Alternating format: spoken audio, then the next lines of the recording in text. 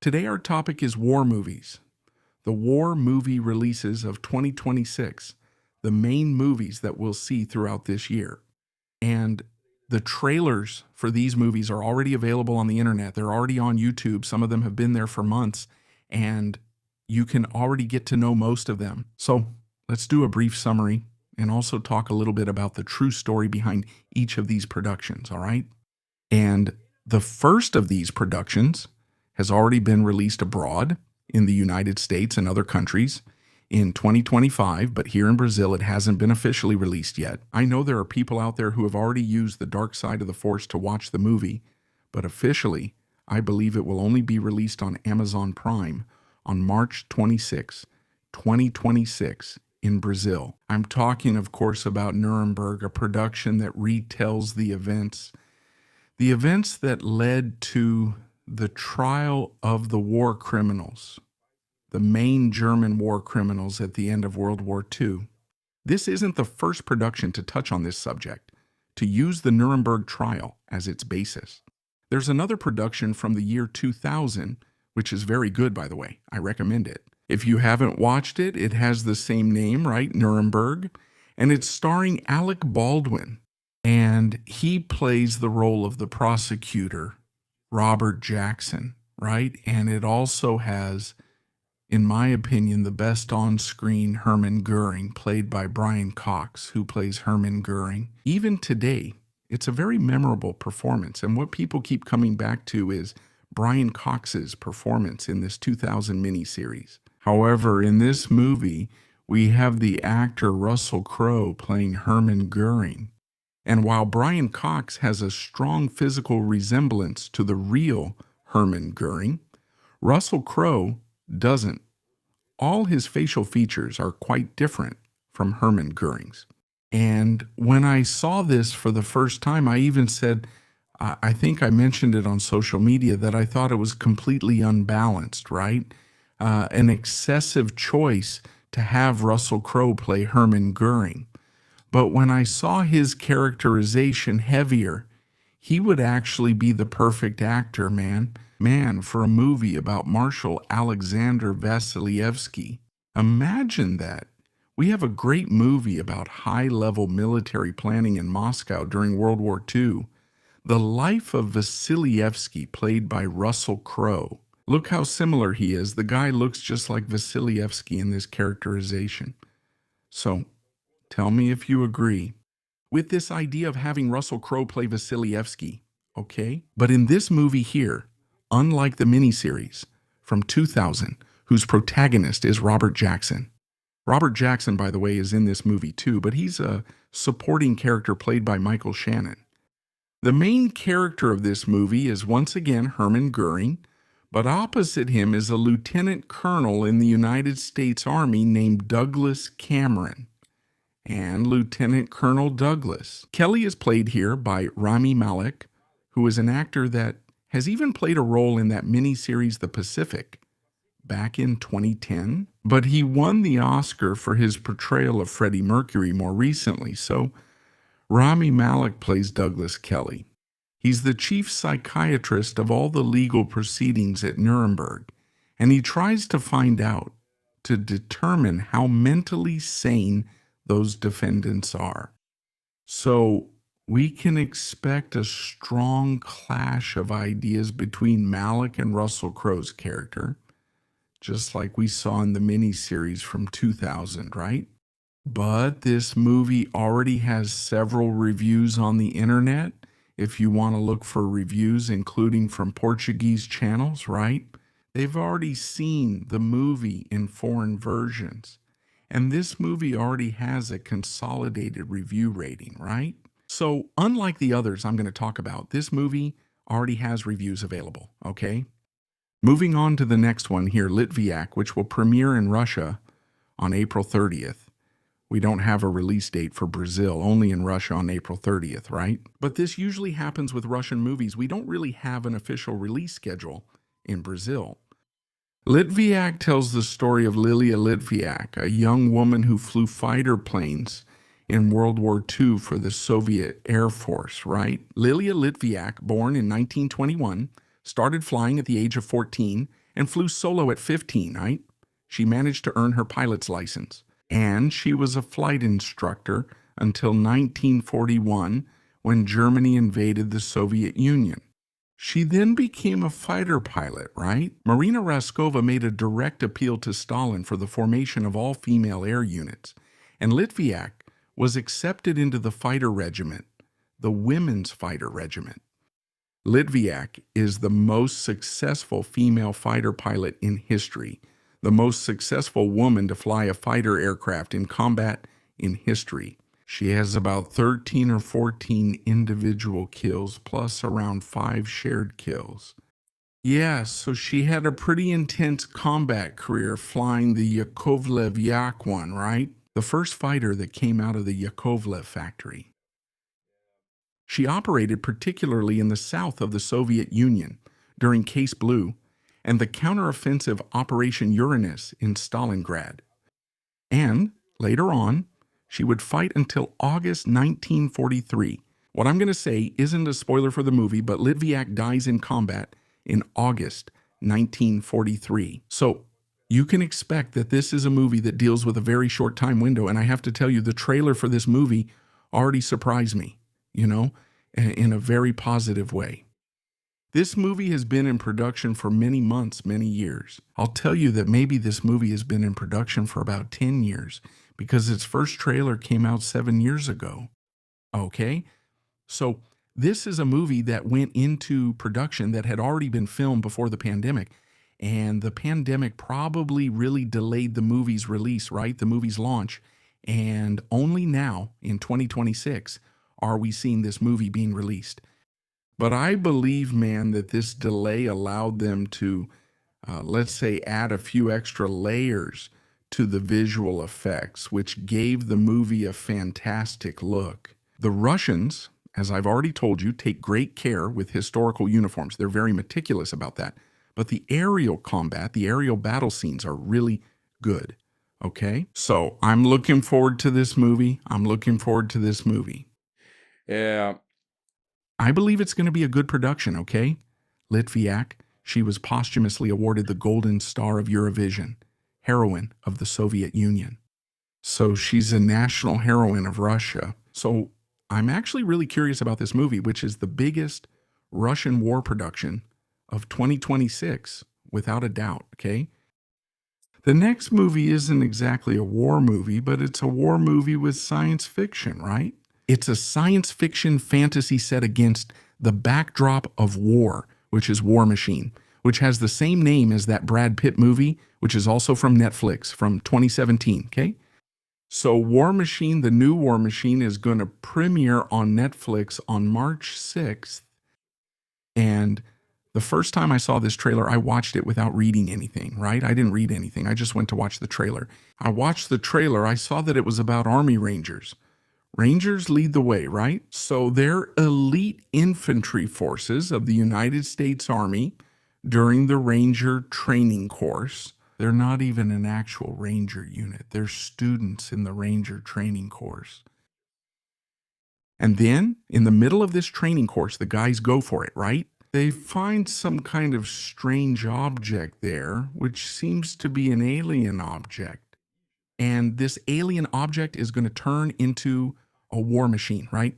A killing machine, kind of like a transformer. Decepticon, call it whatever you want. That's going to put the military skills of those recruits in the Ranger course to the test. None of the protagonists in the movie have names. They're only known by their numbers in the course, okay? And this movie, the first time I saw the trailer, like I was saying, the first time I saw the trailer, I thought, man, this is like Battleship, but for the Army, right? Remember Battleship, the board game? There's that movie with Rihanna and a big cast, right? Liam Neeson is an admiral. The aliens show up in Hawaii and put up a force field, turning the waters of Hawaii into a naval battlefield, just like that board game, Battleship. And then in the end, they even bring back the old Iowa-class battleship, right? To get it back in action, and fight the aliens. That's right. It's an outrageous movie, fun in a way, but outrageous. And it was a movie that was sponsored by the United States Navy to boost recruitment for the United States Navy. So I believe this movie is the same thing. Potentially, I believe, I haven't looked into it deeply yet, but it must have been sponsored by the Army to boost recruitment for the Army, right? Because the premise of both movies is very similar. And I know that the United States Army, the American Armed Forces in general, are facing a recruitment deficit, right? Because there is no mandatory military service there. Every new soldier has to be a volunteer. He has to go to the recruitment center and volunteer. So the armed forces are experiencing a decline in interest in military service. So I believe that this movie was tailor-made to solve this problem, okay? Another movie, let's move on. Lapland War, or Guerra da Laponia. Finnish war movie, which is scheduled to premiere in September 2026. There isn't. This was the only one I couldn't find an exact date for, right? I only found something like September 2026. And it's a movie that will portray Finland's last phase in World War II, okay? Finland's history in World War II is extremely unusual. I mean, really unique. There was nobody else like them.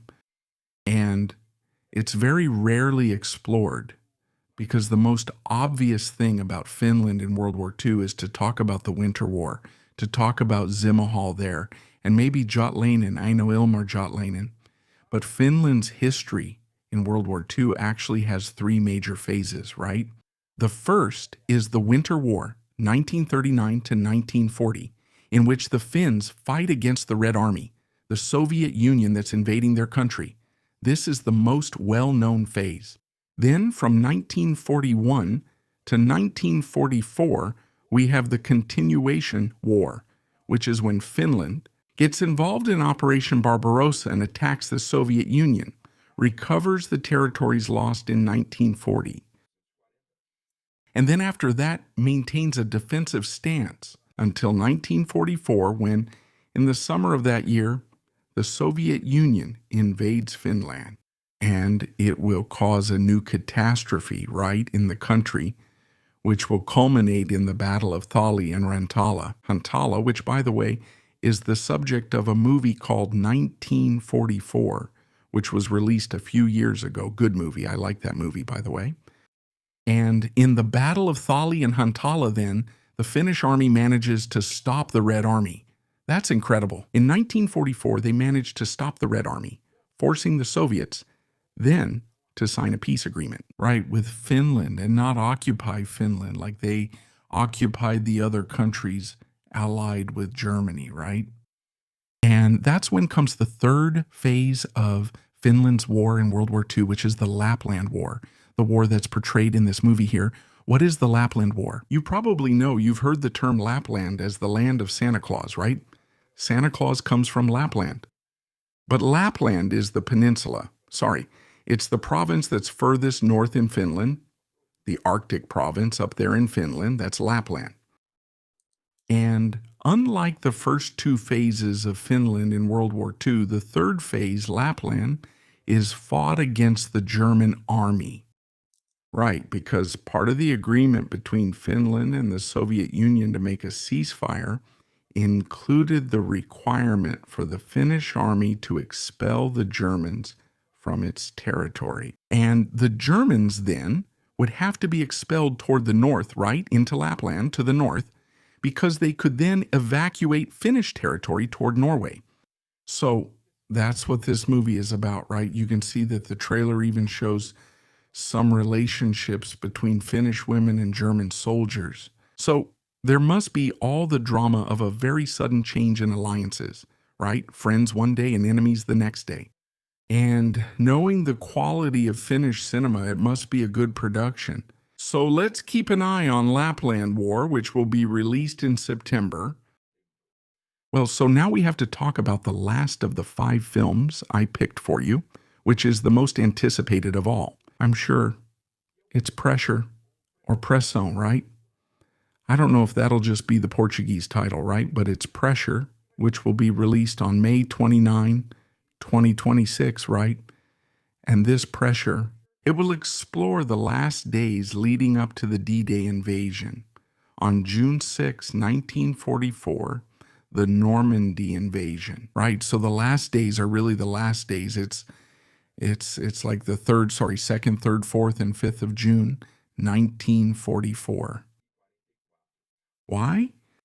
Because there, in those last days, all the Allied planning for Operation Overlord, which had been going on since January 1944, was put at risk of being canceled, right? Because of a very sudden change in weather conditions.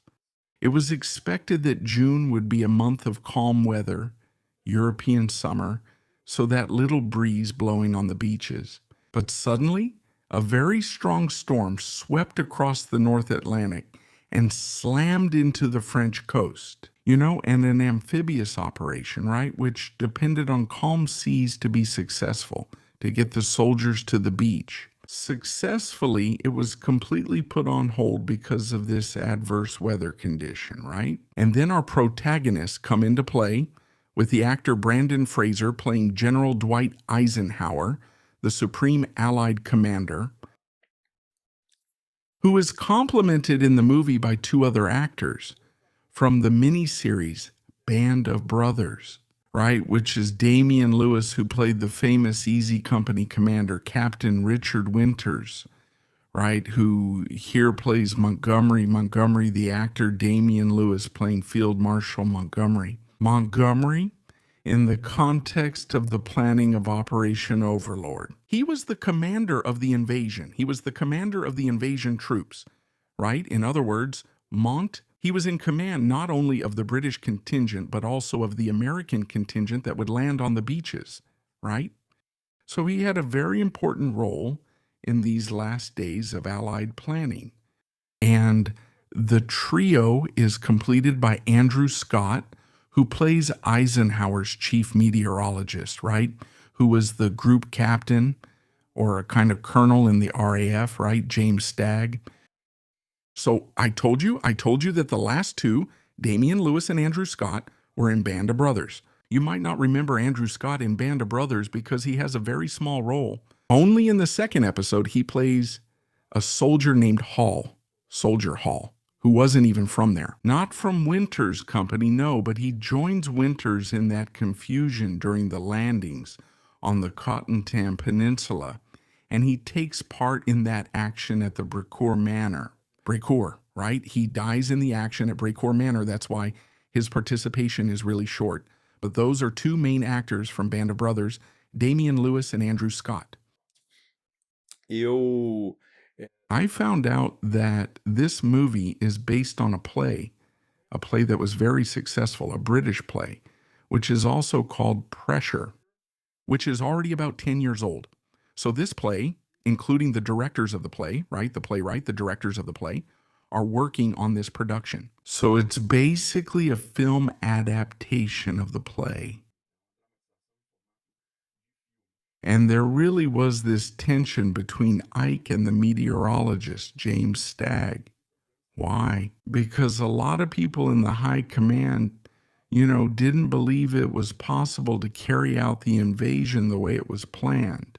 Because the arrival of a storm showed that the conditions, the tide and moon phase conditions, because they initially wanted the invasion to happen during the full moon, to light up the night and allow the pilots of the planes and gliders to see the conditions on the ground better. This allowed the paratroopers to see clearly at night. And if the invasion were postponed to the following fortnight, they would lose that full moon, right? So it would add even more danger to the invasion. And of course, the invasion had to be carried out there right in the middle of the year, in the summer, because the sea conditions during the rest of the year aren't good in that region. So all of this really led to increased pressure, right? Pressure among the senior Allied planners. However, there's a pun, right, in the title of the play and the movie, because pressure actually doesn't just mean the pressure. that Eisenhower was under. You can see from Brendan Fraser's performance that he really looks worried, right? Throughout the whole trailer and probably the entire movie. But pressure also means atmospheric pressure. Okay, guys? It's pressure. It's atmospheric pressure. Atmospheric pressure. Why? Because everything is based on a kind of bet that James Stagg made. You know, the meteorologist bet with Eisenhower that at their last meeting on the night of the 4th, there would be a kind of break in the storm by the 6th. The storm would subside for a few days. Why? Because some meteorological reconnaissance planes had carried out reconnaissance 1,000 kilometers west of Ireland, and in that region, there, over the surface of the Atlantic, a reading was taken showing an increase in atmospheric pressure near the surface of the sea. And that was interpreted by James Stagg as, a break in the storm, a relief in the weather conditions, right? A storm that would reach the coast of France probably in the early hours between June 5th and 6th, which would then provide a window to carry out the operation on June 6th, 1944. So, is it an interesting premise? Yes. I found some reactions like Brendan Fraser's reaction, yelling at the top of his lungs at the meteorologist. I didn't think it felt very real. But since it's based on a play, we have to follow the play, and I don't know the play. It could be that in the play, Eisenhower acts in a very nervous way, yelling like that. So, we'll have to see if on May 29th we'll be pleasantly surprised by this movie, right? Pressure. So, these are the war movies we're going to see in 2026, and we hope they'll give us plenty of entertainment. Now, tell me, what are you expecting from these movies? Let me know in the comments what you're expecting from these 5 movies. Did you know all of them, or were any new to you? What surprised you? Your expectations. And if you like war movies, but also want to learn more about military history, man, you can buy my book, O Atomo como Arma, which will tell you the whole story of the development and use of atomic bombs in 1945. An event that ended, right, World War II, and it's for sale at the WWII store through the link in the description and the QR code on the screen. But if you want this book here signed by me, autographed with a dedication for you, just send an email to saladaguerra@gmail.com with your zip code so I can calculate the shipping.